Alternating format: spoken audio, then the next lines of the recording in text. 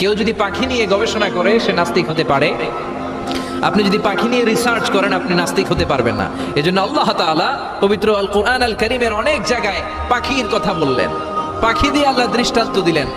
সুলাইমান আলাইহিস সালামকে আল্লাহ তাআলা একটা স্পেশাল পাখি দিলেন, ওটার নাম হচ্ছে হুদহুদ। 1000 মিটার উপর থেকেও তার এই পাখির চোখে মেগাপিক্সেল এত বেশি ছিল, জমিনের দিকে নজর করেই জমিনের কত ফুট নিচে মিষ্টি পানি আছে এই পানির সন্ধান সে সুলাইমান নবীকে দিয়ে দিত। সুবহানাল্লাহ পড়েন। কত কিসিমের, কত ধরনের, কত রং বেরঙের পাখি যে আল্লাহ পৃথিবীতে বানিয়েছেন তার কোনো ইয়ত্তা নেই।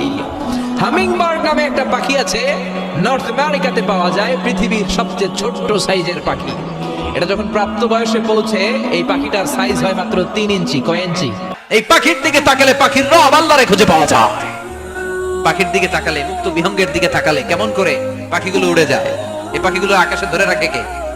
মা ইউমসিকুহুন্না ইল্লা রাহমান। ওই রহমান ছাড়া কেউ পাখিগুলোর শূন্যে ধরে রাখতে পারে না। কত শত আয়াতে যে আল্লাহ পাখির কথা বলেছেন হিসাব নেই, কত ধরনের পাখি যে আল্লাহ বানিয়েছেন হিসাব নেই। আপনারা ঘরে জিওগ্রাফিক্যাল চ্যানেলগুলো দেখেন?